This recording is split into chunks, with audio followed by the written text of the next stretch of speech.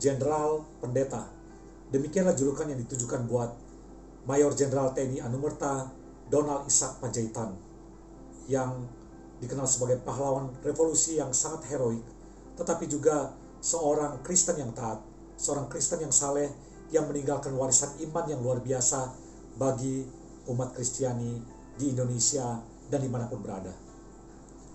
Dia pernah berkhotbah di Jerman di tahun 1960 dan dia menyampaikan pesan yang sangat menarik, yang sangat kontekstual dan patut kita renungkan untuk saat ini. Khotbahnya itu didasarkan dari 1 Korintus 10 ayat 31 yang intinya adalah, apapun yang kamu lakukan, segala sesuatu yang kamu lakukan, lakukanlah untuk Tuhan, untuk kemuliaan Tuhan. Dan dia menutup khotbahnya dengan mengajak jemaat menyanyikan pujian yang dikarang oleh tokoh reformator dari Jerman, yaitu Martin Luther, berjudul Allahku Benteng yang Teguh. Dan lagu ini menunjukkan ekspresi iman dari Bapak D.I. Panjaitan yang benar-benar teguh bertahan dalam imannya, menunjukkan kesaksian iman yang luar biasa hingga akhir hidupnya kepada Tuhan.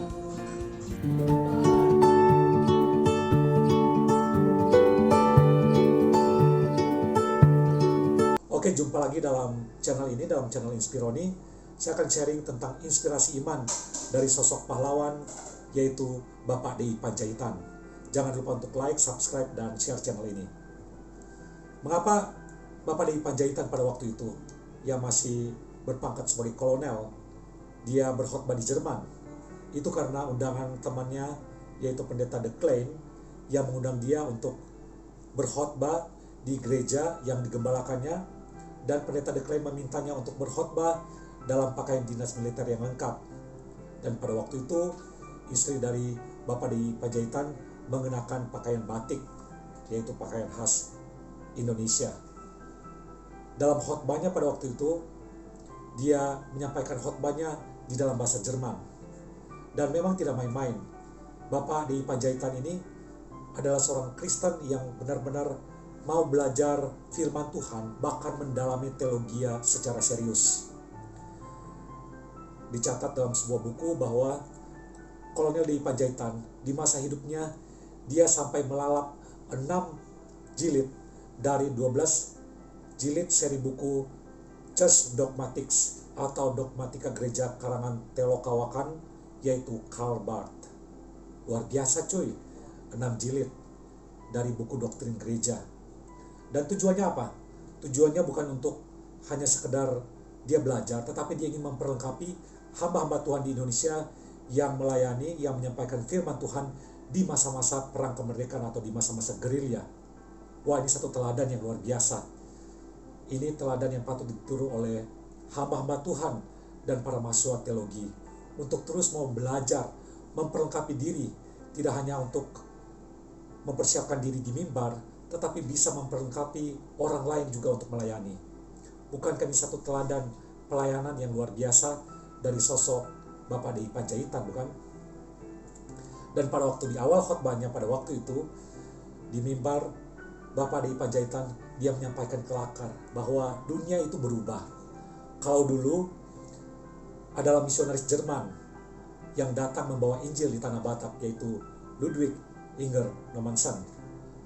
Tapi sekarang terbalik. Sekarang giliran orang Batak yang datang dan menyampaikan firman Tuhan atau berkhotbah kepada orang Jerman. Dan semua jemaat yang mendengar pada waktu itu tersenyum mendengarkan kelakarnya.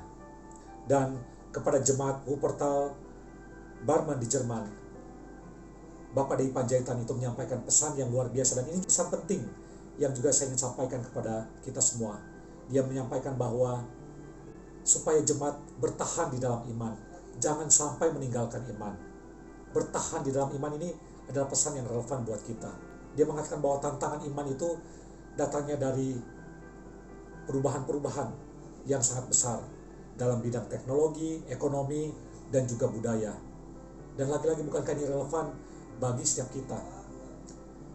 Bapak D.I. Panjaitan, dia mengingatkan agar jangan meninggalkan cahaya Tuhan. Sekali lagi, Bapak D.I. Panjaitan mengingatkan, jangan sampai generasi muda meninggalkan cahaya iman. Dia menyampaikan satu pesan, jangan sampai firman Tuhan gak lagi dianggap, atau pesan-pesan Tuhan itu ditinggalkan. Dan karena itu dia memberikan tips di sini. Apa yang membuat orang Kristen bisa menghadapi tantangan tersebut, cobaan tersebut? Bapak di Panjaitan mengatakan, yaitu jangan meninggalkan cahaya Tuhan. Jangan meninggalkan cahaya Tuhan. Artinya apa? Jangan meninggalkan firman Tuhan. Jadi artinya harus bertekun di dalam terang firman Tuhan. Dan terang firman itulah yang menerangi setiap hati kita. Dan dengan demikian, kita bisa menjadi terang bagi Tuhan di tengah-tengah dunia ini dan dimanapun kita berada. Ini pesan yang sangat penting dan sangat inspiratif dari seorang Bapak di Panjaitan. Walaupun dia meninggal di usia muda, dia usianya itu hanya sampai 40 tahun, tetapi dia telah meninggalkan warisan iman yang luar biasa, yang bagi saya pribadi itu sangat menyentuh, sangat menantang dan sangat menggugah. Dan saya percaya juga ini berlaku buat setiap kita. Mari kita untuk terus bertahan di dalam iman hingga akhir hidup kita, seperti yang telah dilakukan dan ditunjukkan secara nyata oleh Bapak di Panjaitan selama hidupnya, sampai dia di akhir hidupnya dia berjumpa Tuhan. Mari kita selalu mau sungguh-sungguh menjadi terang Tuhan, melakukan segala sesuatu untuk kemuliaan Tuhan. Dan jangan lupa juga pesannya adalah cintailah bangsa ini, jadilah terang dan cahaya bagi bangsa ini. Oke, demikian sharing dalam video ini.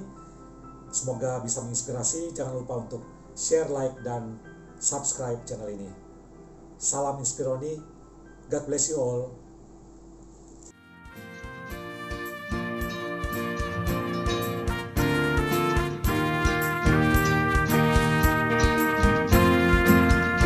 Aku benteng yang teguh, perisai dan senjata, betapapun sengsaramu,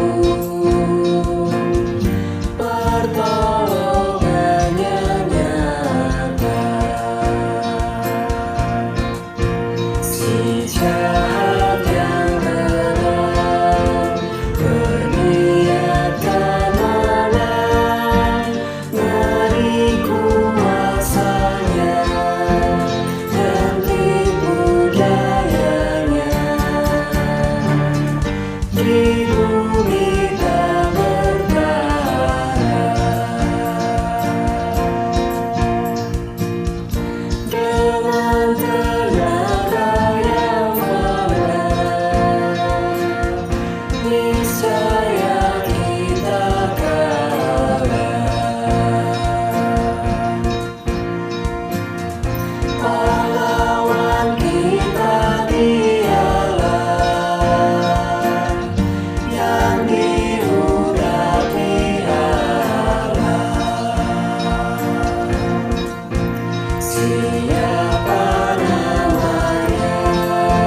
Sang Kristus mulia, Tuhanmu yang esa, Panglima semesta.